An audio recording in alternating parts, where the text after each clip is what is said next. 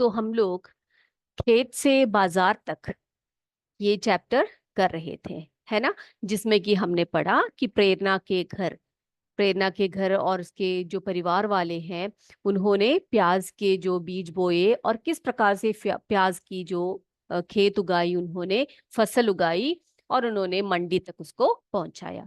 तो उसके सारे क्रम हमने पढ़ लिए हैं। और हम लोग पिछली क्लास में पढ़ रहे थे कि जो फसलें हैं वो कई प्रकार के होते हैं, जैसे कि रबी की फसल, खरीफ की फसल, जायद की फसल आदि। तो उनको बीज बोने और उनकी कटाई को लेकर हम इन जो फसलें हैं इनको 3 प्रकार से हम बांटते हैं, है ना। ये पढ़ा था हमने। कौन कौन से थे वे? रबी की फसल जो नवंबर के महीने में बोई जाती है और मार्च के महीने में काटी जाती है। इनमें से कौन कौन से फसल आते हैं? ऐसे कौन से फसल है जो हम इस महीने में उगाते हैं, इन महीनों में? देखें हम लोग। यस, तो देखिए, ये देखिए, गेहूं, चना, मटर, आलू आदि। तो ये जो फसलें हैं, ये फसलें नवंबर में बोई जाती है, बीज बोई जाती है और मार्च महीने में इसकी कटाई होती है। ठीक है। तो ये जो फसलें होती हैं इनको ठंडी की आवश्यकता होती है, यानी कि ठंडे वातावरण चाहिए इनको। हमें पता है नवंबर और मार्च के महीने में भारत में सर्दियों का मौसम है। तो ये सारी फसलें जो है सर्दियों के मौसम में क्या किया जाता है? बोया जाता है और इसकी कटाई मार्च तक की जाती है। दूसरा है खरीफ की फसल। खरीफ की फसल अगस्त महीने में बोई जाती है और नवंबर के महीने में काटी जाती है। अब ऐसे कौन कौन से फसलें हैं? दान, ज्वार, बाजरा, मक्का आदि। तो जैसे कि दान जैसे जो पौधे होते हैं, इन्हें पानी की बहुत ज्यादा आवश्यकता होती है। तो ऐसे महीनों में इनको बोया जाता है जब पानी की मात्रा अधिक होती है, यानी कि बरसात होता है। तो दान, ज्वार, बाजरा, मक्का आदि खरीफ की फसल है जो अगस्त में बोई जाती है और नवंबर में काटी जाती है। अगला है जायद की फसल। अब जायद की फसल आप देख सकते हो, अप्रैल के महीने में बोई जाती है और अगस्त के महीने में इनकी कटाई की जाती है। ककड़ी, तरबूज, खीरा, तोरई आदि। अब देखो, ये गर्मी के मौसम है, तो आपको पता है अप्रैल महीने में सब अगस्त तक हमें पता है भारत में गर्मी ज्यादा पड़ती है ना। तो जब गर्मी ज्यादा पड़ती है, ये जो पैदावार है यानी कि जो फसलें हैं जैसे ककड़ी, तरबूज, खीरा, तोरई आदि, इन सब में ऐसी विशेषता होती है कि ये बहुत ज्यादा गर्मी को जो है वो झेल सकते हैं। तो ककड़ी, तरबूज, खीरा, तोरई आदि जायद की फसल के नाम से जानी जाती है। तो आई होप ये तीनों आपको क्लियर हो गए। रबी की फसल जो नवंबर में बोई जाती है, मार्च में काटी जाती है। गेहूं, चना, मटर, आलू इसकी उदाहरण है। खरीफ की फसल जो अगस्त में उगाई जाती है और नवंबर में काटी जाती है। धान, ज्वार, बाजरा, मक्का आदि इनके उदाहरण है। जायद की फसल जो अप्रैल से अगस्त तक होती है, उसका जो समय होता है। ककड़ी, तरबूज, खीरा, तोरई आदि जायद की फसलें हैं। ओके। अब बेटा, अनाज वाली फसलें हमें पता है कौन कौन सी होती हैं, है ना, जिसमें से अनाज निकलते हैं, जैसे गेहूं, दान, मक्का, बाजरा, ज्वार आदि। तो इन सभी को हम अनाज कहते हैं, है ना। तो ये जो अनाज वाली फसलें होती हैं, इनको उगाने के बाद इनकी जब फसल की कटाई हो जाती है, जब ये तैयार हो जाते हैं, तो क्या होता है, इनको इनके दानों को जो है अलग किया जाता है, यानी कि अनाज वाली फसलों के दानों को अलग किया जाता है। अब इनको कैसे अलग किया जाता है? अब जैसे देखिए, आप दान को ले लीजिए, ठीक है। तो दान को उसके भूसे से अलग कैसे किया जाता है? उसे हम कहते हैं दान की पिटाई। क्या कहते हैं? धान की पिटाई, ठीक है। तो वो देखते हैं हम लोग क्या है प्रोसेस। तो हम बात कर रहे हैं यहां पर धान की पिटाई।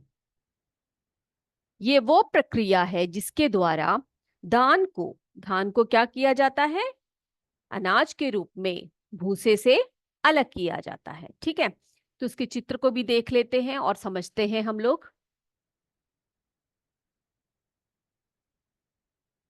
ये देखिए बेटा, आप चित्र में देख रहे हो, ये जो दिख कर रहे हैं, जो कृषक लोग, जो किसान लोग कर रहे हैं, वो क्या कर रहे हैं? वो धान की पिटाई कर रहे हैं। अब देखो बेटा, धान की फसल पक जाने पर उसे काट कर धूप में सुखाते हैं। ठीक है, क्या करते हैं? उसको काट के धूप में सुखाया जाता है। उसके बाद उन्हें लकड़ी के पट्टे से या हाथों से ही लेकर उन्हें क्या किया जाता है? उनको पीट पीट कर उनमें से अलग जो दान है या फिर जो अनाज है उसको अलग किया जाता है। अब यही काम जो है आजकल मशीन द्वारा भी किया जाता है। तो ये है धान की पिटाई। Is this clear? ओके। अब अगला देखिए बेटा, अगला हम बात करते हैं, गेहूं की बात करते हैं। ठीक है, अगला किसकी बात करेंगे हम लोग? गेहूं की बात करते हैं। तो गेहूं भी अनाज है, आपको पता है। तो जब गेहूं के पौधे जब पक जाते हैं तो क्या किया जाता है? उसको भी जो है, उसको भी जो है भूसे से अलग किया जाता है ना? तो इसको हम कहते हैं गेहूं की मड़ाई। क्या कहते हैं इसको? गेहूं की मड़ाई कहते हैं। तो जब गेहूं के पौधे सुनहरे रंग में बदल जाते हैं, कि कौन से रंग में? सुनहरे रंग में जब बदल जाते हैं तो गेहूं की कटाई कर लेनी चाहिए। ठीक है, गेहूं को काटने के बाद उसकी बालियों से, उसकी जो बालियां होती हैं से उससे क्या निकाले जाते हैं? गेहूं को अलग करने का तरीका होता है, अलग करते हैं। तो ऐसे काम को मशीनों द्वारा किया जा, अगर बहुत ज्यादा खेत है, बहुत ज्यादा फसल है, तो क्या किया जाता है? थ्रेशर नाम के, ये देख रहे हो आप लोग चित्र में, थ्रेशर नाम के मशीन द्वारा किया जाता है। और देखो, गेहूं एवं जो भूसा है उसको अलग अलग किया जाता है। अब चावल जो है या फिर धान से भी भूसा अलग किया जाता है, गेहूं से भी भूसा को अलग किया जाता है। और ये जो भूसा होता है ये पशुओं को चारे के रूप में दिया जाता है। इज दिस क्लियर बच्चों? ये बातें क्लियर हो गई सबको? तो ये तो थी जो अनाज वाले दाने हैं, उनको हम उनके अनाज को कैसे अलग करते हैं भूसे से। तो पहले हमने देखा धान की पिटाई और दूसरा गेहूं की मड़ाई, जिसके द्वारा ये दोनों प्रक्रियाएं ऐसी है, गेहूं की मड़ाई, ये दोनों प्रक्रियाओं द्वारा अनाज को जो है अलग किया जाता है, भूसे से अलग किया जाता है। ओके, तो ये बातें सभी को क्लियर हो गई है। तो इसी के साथ हमारा ये जो चैप्टर है ये समाप्त हो गया है। तो इस चैप्टर में हमने बहुत कुछ पढ़ा, फसलों को उगाने के जो तरीके हैं, उसके क्रम है, उनके बारे में पढ़ा, तरह तरह के फसलों के बारे में पढ़ा। प्याज की जो है फसल के बारे में हमें किसने बताया? प्रेरणा ने बताया है ना, उसके परिवार वालों ने इस बार किसकी फसल उगाई है? प्याज की फसल उगाई। तो वो मंडी तक कैसे पहुंची, कि उसके बीच में क्या क्या क्रम आए, क्या क्या कार्य उन्होंने किए, ये सब हमने पढ़ा, है ना। फिर हमने लास्ट में धान की पिटाई, गेहूं की मड़ाई क्या होती है वो भी हमने पढ़ लिया, है ना बच्चों। तो अब हम क्या करने वाले हैं? अब हमने अभ्यास प्रश्न करने हैं। क्या करना है हमने? अभी अभ्यास प्रश्न करना है। तो उस अभ्यास प्रश्न को करने के लिए हम एक एक प्रश्नों को लिखेंगे और उनके आंसर भी लिखते जाएंगे। तो सभी बच्चे नोटबुक बुक लेकर सभी तैयार हो जाइए। सभी बच्चे तैयार हो जाइए। हम आज क्या करने वाले हैं? क्वेश्चन आंसर्स को करेंगे। ठीक है बेटा?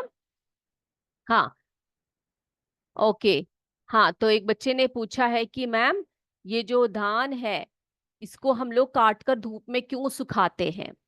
का इसलिए क्योंकि जो अनाज होते हैं ना बेटा, उनको सुखाने से ही क्या होते हैं, उसके जो अंदर के जो पानीदार हिस्सा होता है, जो जलांश होते हैं उसके, है ना, उसको दूर करना होता है। उसको दूर करने से ही क्या होता है, वो काफी समय तक हम उसका भंडारण कर सकते हैं। नहीं तो क्या होगा, उसमें अगर जल का अंश रहेगा तो क्या होगा, वो बहुत जल्दी खराब हो जाएंगे। ठीक है, बहुत अच्छा प्रश्न था आपका।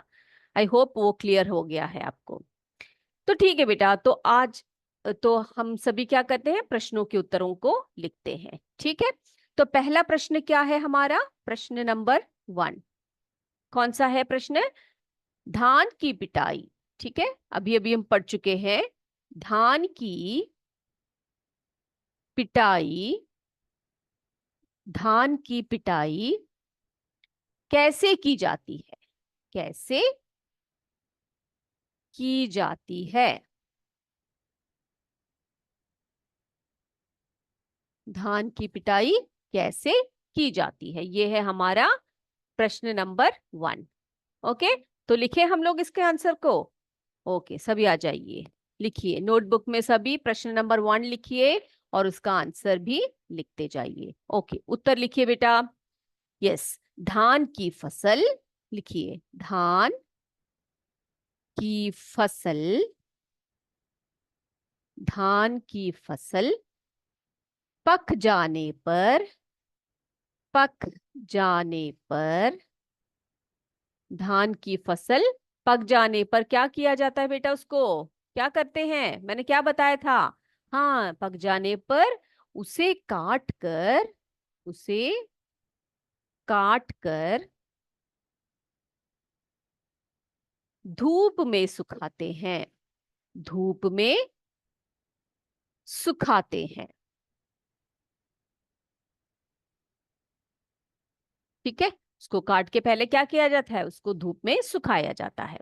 उसके बाद, उसके बाद, उसके बाद क्या किया जाता है?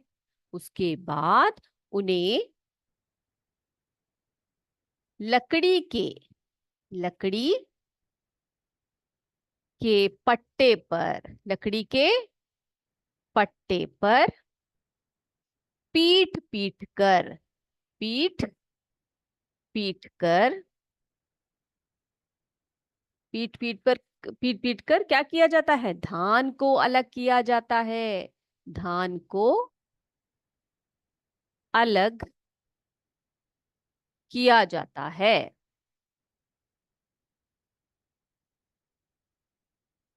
ठीक है, पीट पीट कर धान को अलग किया जाता है। और ये बहुत पुराना तरीका है, ठीक है। लेकिन आजकल क्या हो रहा है? ये काम आजकल, ये काम किसके द्वारा हो रहा है? मशीनों द्वारा, है ना? मशीनों द्वारा भी किया जाता है, ठीक है, मशीनों द्वारा भी किया जाता है। ठीक है बेटा, तो ये प्रश्न का उत्तर हम लोग लिख चुके हैं। हमारा प्रश्न क्या था? धान की पिटाई कैसे की जाती है? तो हम लिखेंगे इसको, धान की फसल पक जाने पर क्या किया जाता है? उसे काटकर धूप में सुखाते हैं। उसके बाद उन्हें लकड़ी के पट्टे पर पीट पीट कर धान को अलग किया जाता है। ठीक है, आजकल ये काम मशीनों द्वारा भी हो रहा है या मशीनों द्वारा भी किया जाता है। ओके, अगर ये क्वेश्चन का आंसर हो चुका है तो हम बढ़ते हैं अगले प्रश्न की तरफ। चले हम लोग अगले क्वेश्चन की तरफ। ओके बेटा, तो इस प्रश्न को हम मिटाते हैं। अगला प्रश्न लिखने वाले हैं हम लोग। क्या है हमारा दूसरा प्रश्न? हमारा दूसरा प्रश्न है, किसी एक फसल को बोने से लेकर, ठीक है, किसी एक फसल को बोने से लेकर बाजार में बेचने तक की प्रक्रिया को लिखिए। है ना, हम पढ़ चुके हैं, सारे प्रक्रियाओं को पढ़ चुके हैं कि कौन कौन सी प्रक्रिया कैसे कैसे होती है, सबसे पहले क्या होता है, बाद में क्या होता है। तो प्रश्न नंबर 2 लिखिए, किसी एक, किसी एक, किसी एक फसल को, किसी एक फसल को बोने से लेकर, बोने से लेकर, किसी एक फसल को बोने से लेकर बाजार में, ठीक है, बाजार में बेचने तक, बेचने तक की प्रक्रिया लिखिए।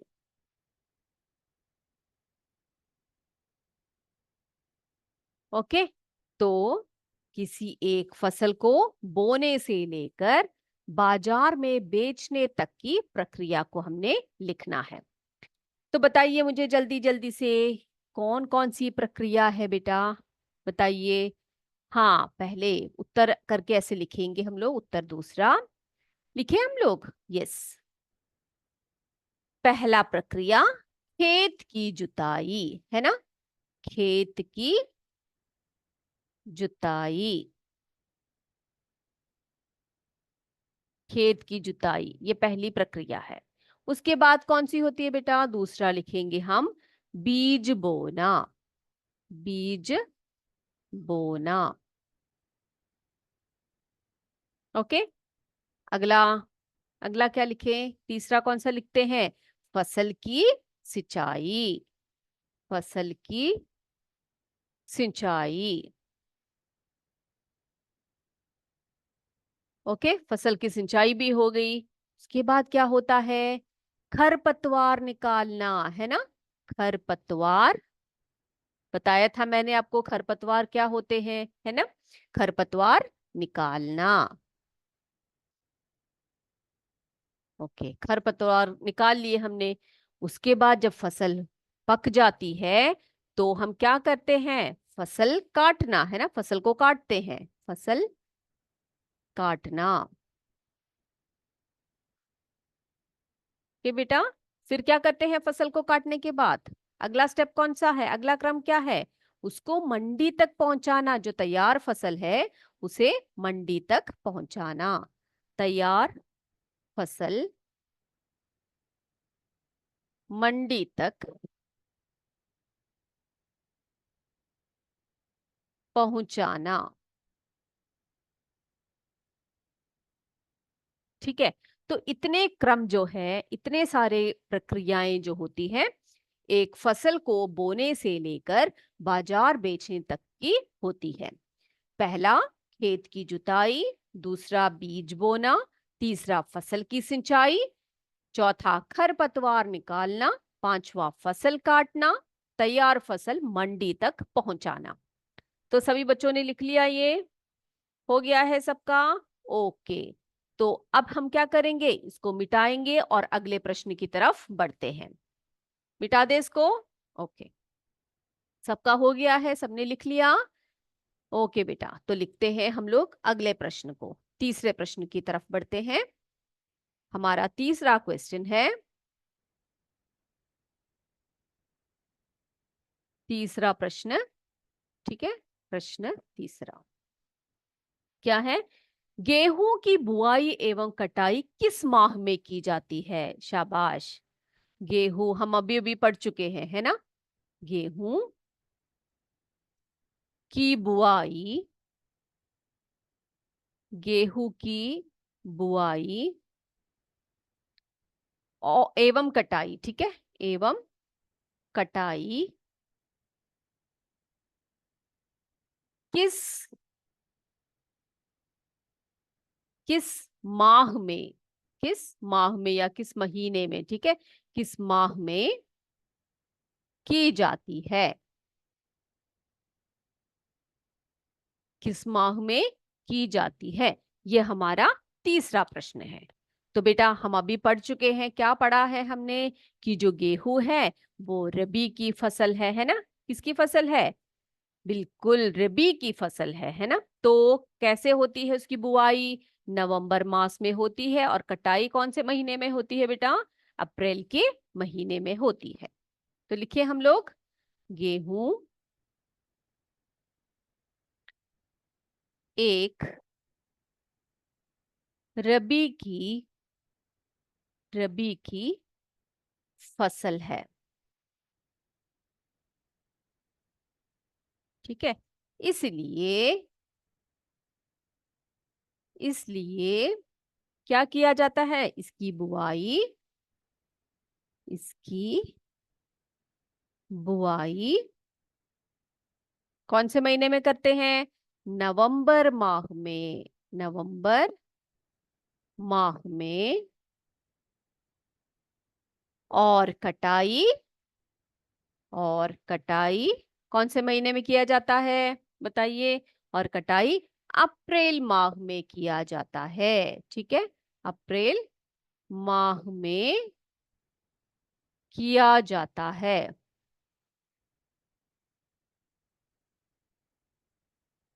ओके, तो ऐसा एक प्रश्न आएगा तो आप लिख सकते हैं, क्या लिखेंगे, गेहूं की बुआई और कटाई कौन से महीने में होती है।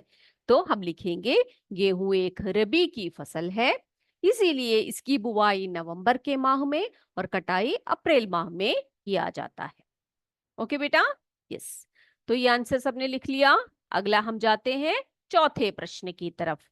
देखते हैं हमारा चौथा प्रश्न कौन सा है।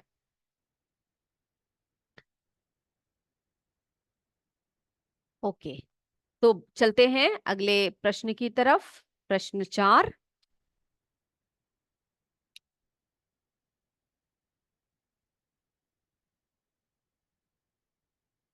प्रश्न 4, गेहूं की फसल खराब होने के क्या क्या कारण होते हैं। गेहूं की फसल, गेहूं की फसल खराब होने के, खराब होने के क्या क्या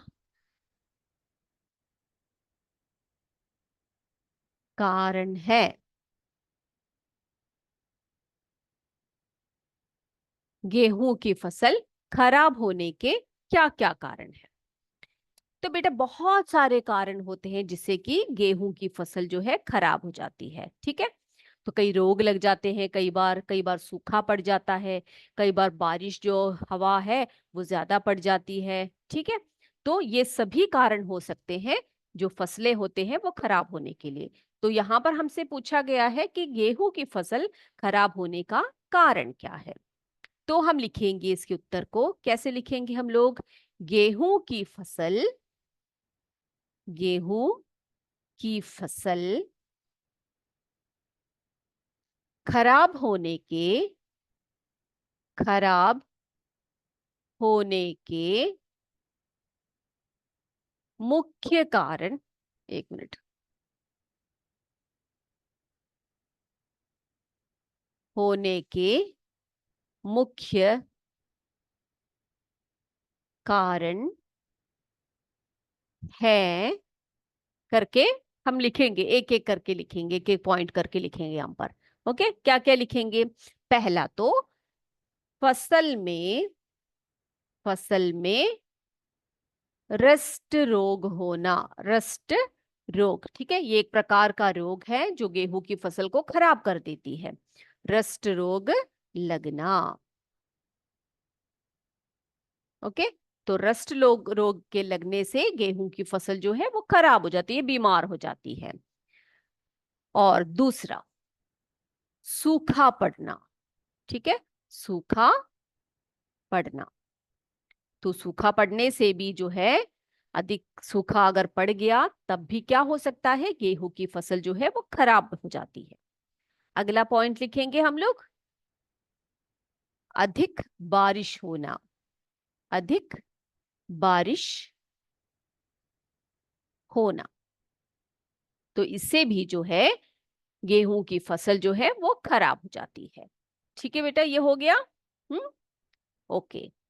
तो क्या लिखा हमने अभी, क्या क्वेश्चन था हमारा, कि गेहूं की फसल खराब होने के क्या क्या कारण है।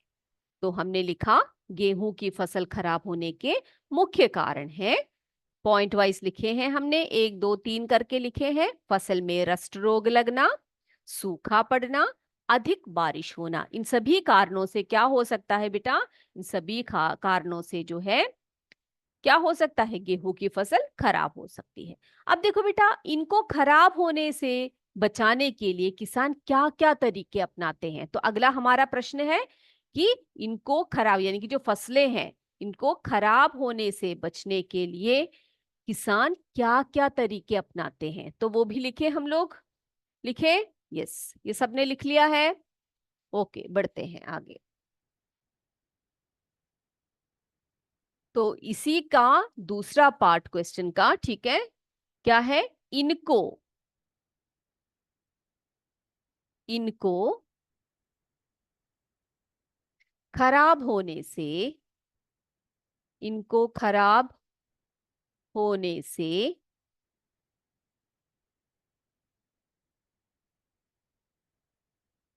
बचाने के लिए, बचाने के लिए किसान क्या क्या, किसान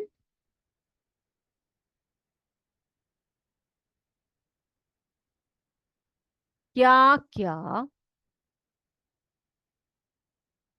किसान क्या क्या तरीके अपनाते हैं।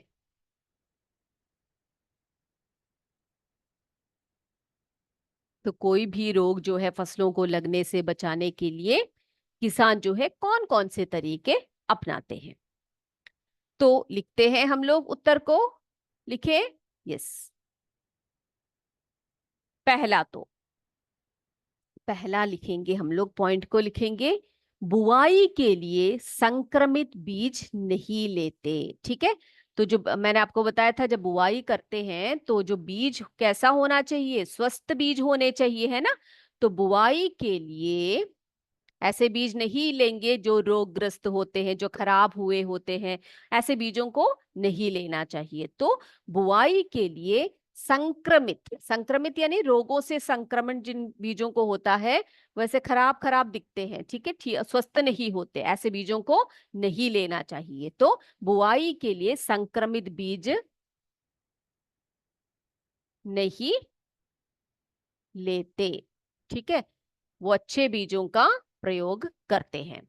अब दूसरा पॉइंट लिखेंगे हम लोग। यस, समय समय पर कीटनाशकों का छिड़काव करते हैं। समय समय पर, समय समय पर कीटनाशकों का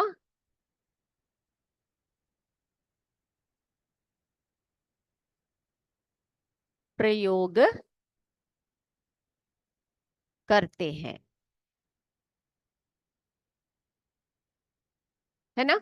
तो इन सब से क्या होता है, जो बीज है या फिर जो फसल है वो खराब होने से बचते हैं। ठीक है, फसल जो खराब होते हैं उसके लिए क्या क्या अपनाते हैं किसान लोग, बुआई के लिए संक्रमित बीज नहीं लेते हैं, समय समय पर कीटनाशकों का प्रयोग करते हैं, ठीक है, और रोग रोधी किस्मों का प्रयोग करते हैं। यानी कि जो बीज होती है ना, वो कैसे किस्म के लेते हैं, रोग रोधी, जो एकदम से कोई भी रोग आए तो फिर एकदम से खराब नहीं होते, वैसे टाइप के बीजों को लेते हैं।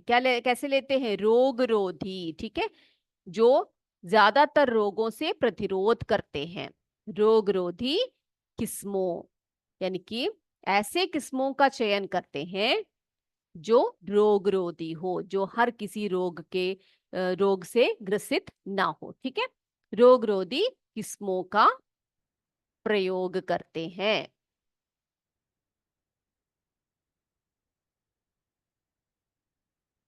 ओके, तो ये है इस क्वेश्चन का आंसर। इनको यानी कि फसलों को खराब होने से बचाने के लिए किसान क्या क्या तरीके अपनाते हैं। तो हमने 3 पॉइंट्स लिखे हैं, क्या क्या लिखे, बुआई के लिए संक्रमित बीज नहीं लेते हैं, समय समय पर कीटनाशकों का प्रयोग करते हैं, रोग रोधी किस्मों का प्रयोग करते हैं। हो गया बेटा। अब अगला प्रश्न लिखते हैं हम लोग कि गेहूं की फसल कितने दिनों में पक जाती है। गेहूं की फसल, जो हमने बताया आपको कि रबी की फसल है, कौन से महीने में बोई जाती है और कौन से महीने में इसकी कटाई होती है, बताया था आपको, है ना। तो उसी से आप अंदाजा लगा लीजिए। ओके, तो लिखते हैं प्रश्न को। प्रश्न छठवा लिखते हैं, गेहूं की फसल, गेहूं की फसल कितने दिनों में, कितने दिनों में पक जाती है, पक जाती है। ठीक है, तो हम लिखें गेहूं की फसल नवंबर माह से अप्रैल माह तक लगभग कितने महीने, 6 महीने में पक जाती है। ठीक है, रबी की फसल है ये। तो लिखिएगा आंसर गेहूं, गेहूं की फसल नवंबर, नवंबर माह से अप्रैल माह, अप्रैल माह तक लगभग, लगभग कितने महीने बेटा, 6 महीने में। ठीक है, 6 महीने में या 6 माह में पक जाते हैं।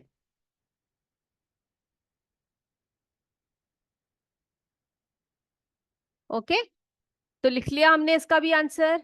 देखो क्या था प्रश्न हमारा, गेहूं की फसल कितने दिनों में पक जाती है। तो हम लिखेंगे गेहूं की फसल नवंबर माह से अप्रैल माह तक लगभग 6 महीने या 6 माह, 6 मास तक या 6 माह तक पक जाते हैं। ठीक है, तो लगभग इसको पकने में 6 महीने लग जाते हैं। तो इसी के साथ हमारे जो प्रश्न उत्तर थे वो भी हमने समाप्त कर दिए। ठीक है, तो अगली क्लास में हम क्या करेंगे, इस चैप्टर के जितने भी प्रश्न उत्तर हैं इन सबको पढ़कर आइएगा, और चैप्टर को भी अच्छे से पढ़कर आइएगा, और उससे हम और भी सारे बातों बातों को जानेंगे और आपसे प्रश्न भी पूछेंगे। ठीक है, तो आज की क्लास हम यही समाप्त करें, अगले क्लास में हम एक नए चैप्टर को लेकर आएंगे आपके सामने। तब तक के लिए जय विद्या शक्ति, जय हिंद, जय भारत। धन्यवाद बच्चों।